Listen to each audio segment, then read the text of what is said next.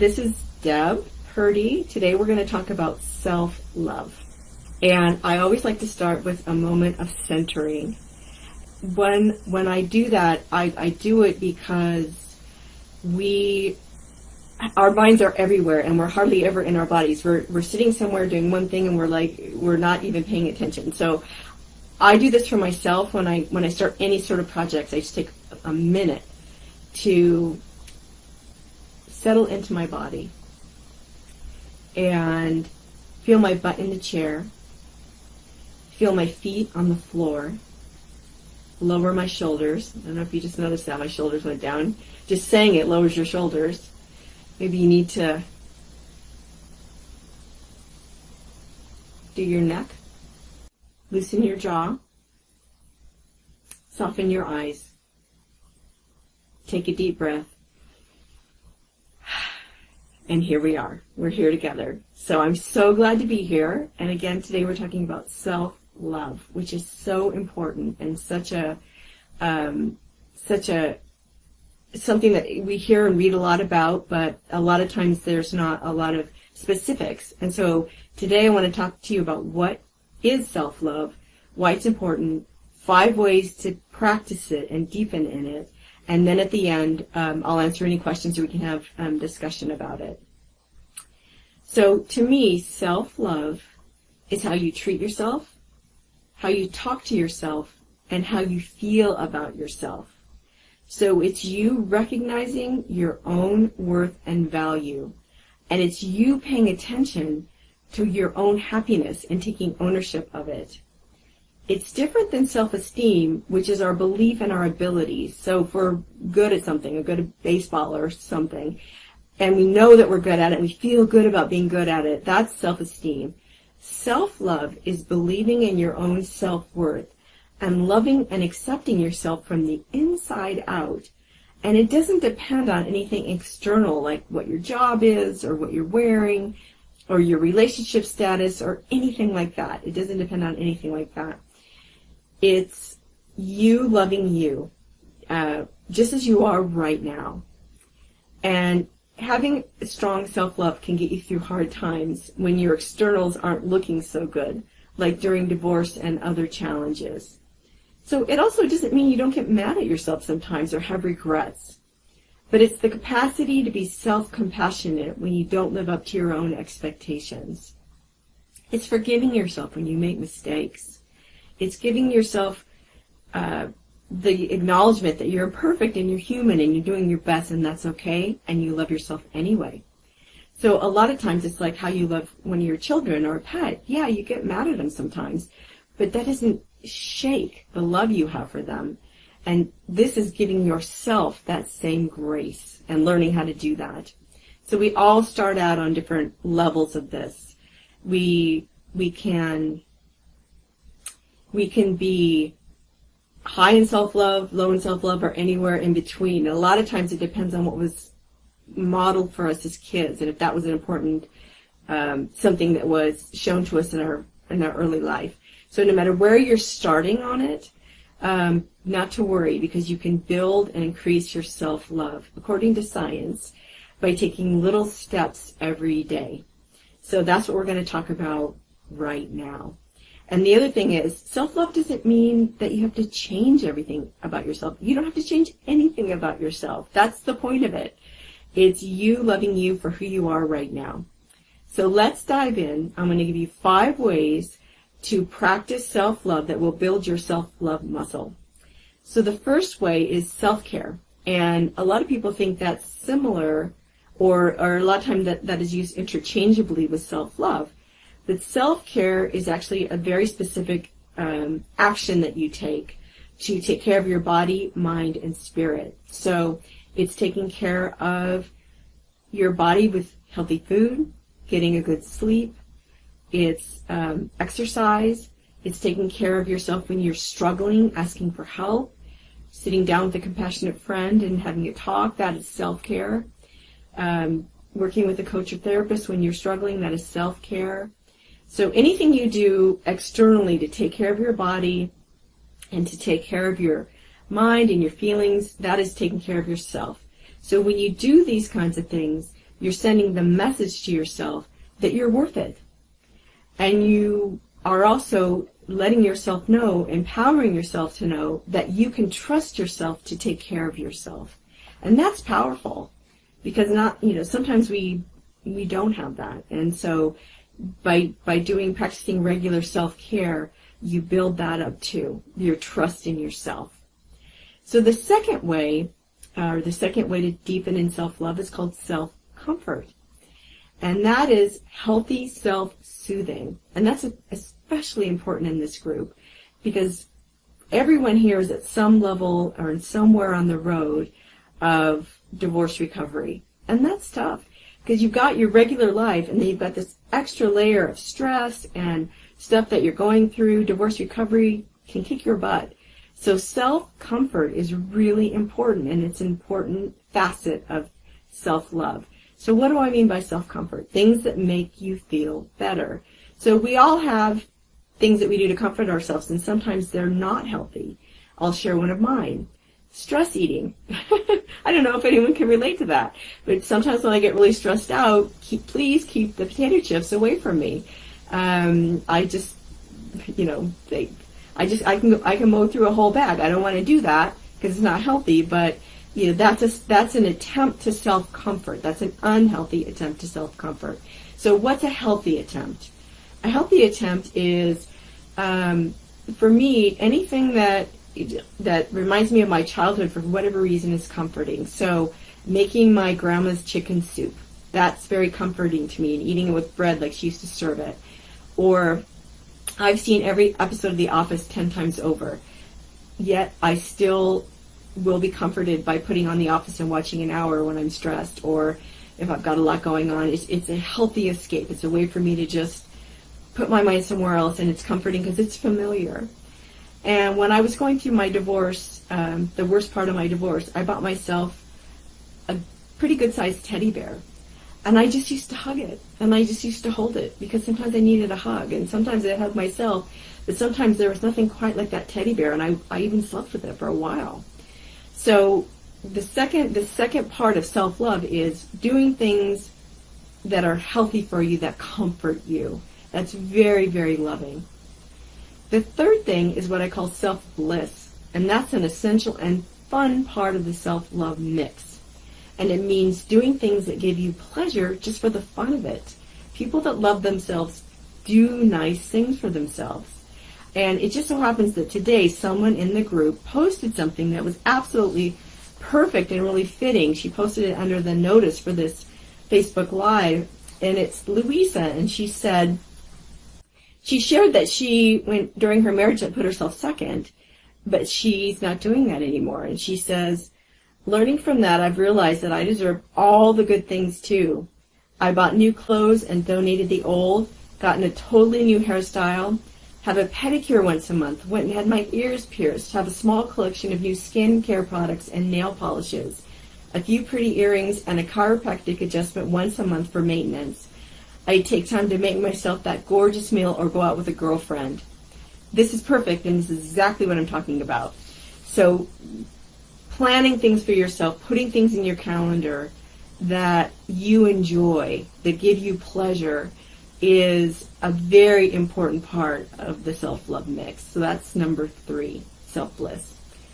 Number 4 is what I call self-prizing or self-praise.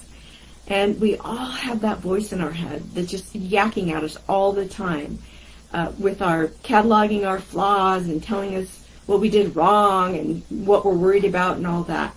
So part of self-love is being able to get your arms around that a little bit and redirect that voice towards things that are praising and prizing of you. So one of the challenges I'm going to give you is find 3 things a day to praise yourself for. It could be anything. I don't care how small it is. It could be that you got up and went to work when you didn't feel like it, but you showed up and you did what you said you were going to do. It could be that you made yourself a healthy meal. It could be anything. But I want you to find 3 things a day and praise yourself. You can write them down.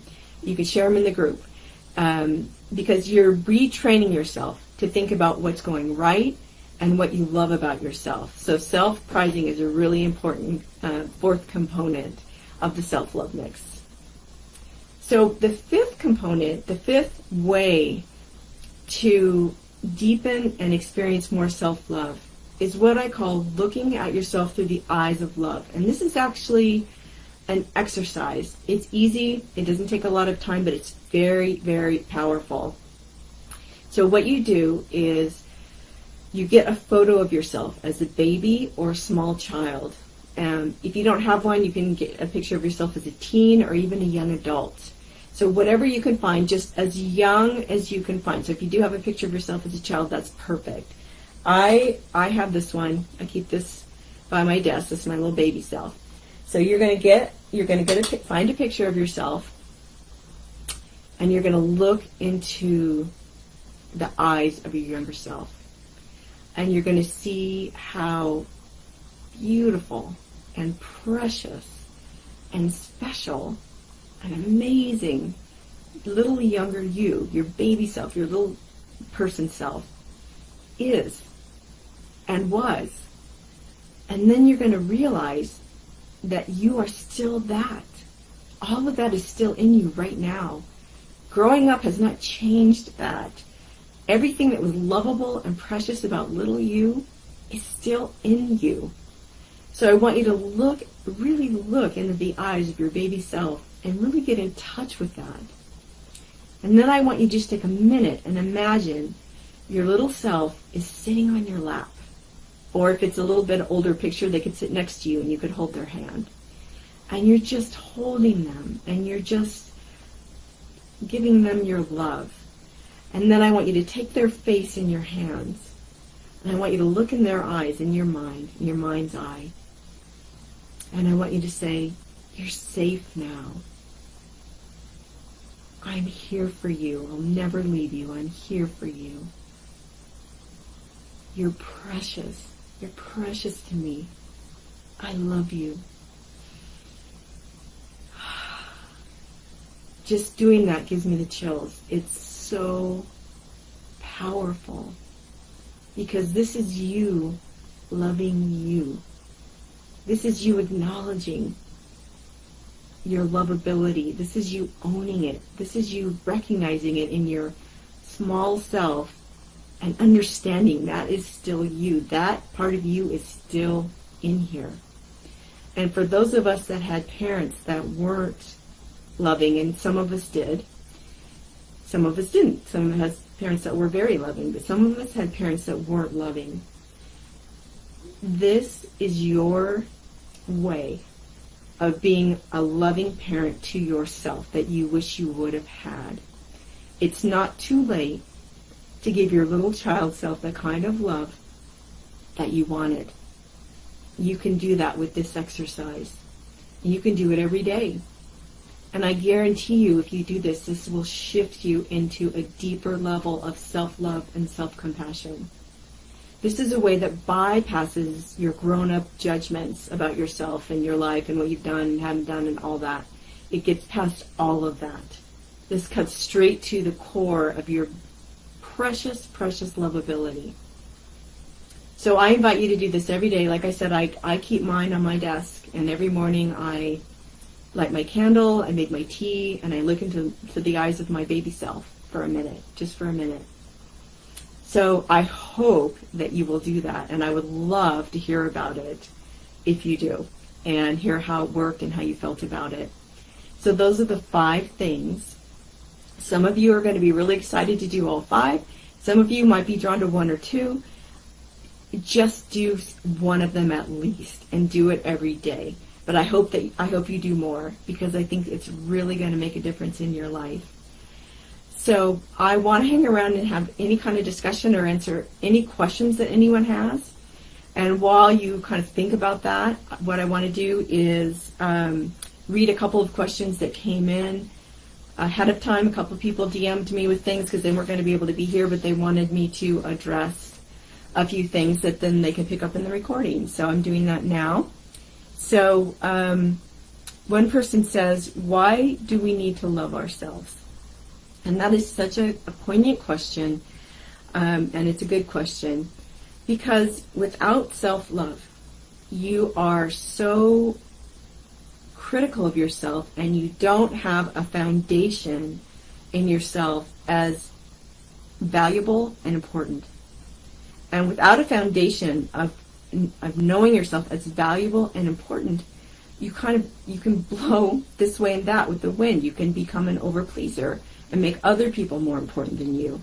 You can become a perfectionist and try to get value by trying to be perfect, which is impossible. You aren't grounded in a way that is going to be supportive of you going after what's important to you. So self-love helps you get grounded in, I know and understand I have value. My needs are important. What I want is important. And because I love myself, I'm going to put time and energy towards creating my life the way that I want it and getting the things that I want for myself. So self-love gives you kind of the fuel for that. Gives you the foundation, as I said. So when you love yourself, you can set boundaries better. Go after your goals and dreams, like I said, and you feel good about who you are. And it also helps you face challenges like divorce recovery.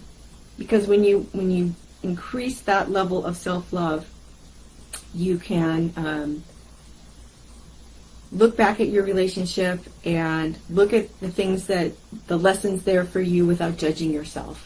Because there's a lot of lessons in your past relationship and there's a lot of information there, but a lot of times if we don't go into trying to learn about ourselves with self-love, we just go into self-judgment and blaming ourselves. So self-love helps you stay grounded in love for yourself and take the lessons from your divorce and be able to apply them to your life without self-judgment.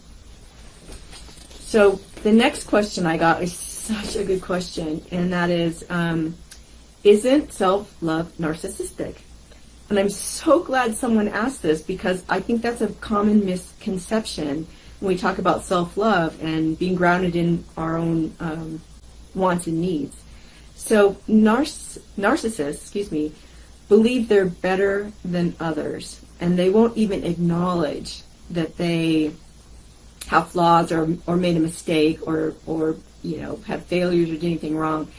They can't. They won't acknowledge that, and they won't take responsibility for their own mistakes, and they often lack empathy, and they want a lot of validation from the outside. They want a lot of praise and acknowledgement, even if they don't deserve it. And I'll just say worship. They just really want people to, and so they're desperately trying to get something from the outside. And like I said, they typically don't have empathy. Self-love is the complete opposite of that. You are loving yourself with all of your humanity, with all of your flaws and your past mistakes.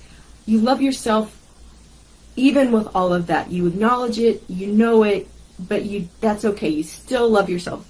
I think I said at the beginning, like you love your kids. They make mistakes, you love them anyway. You love yourself like that too.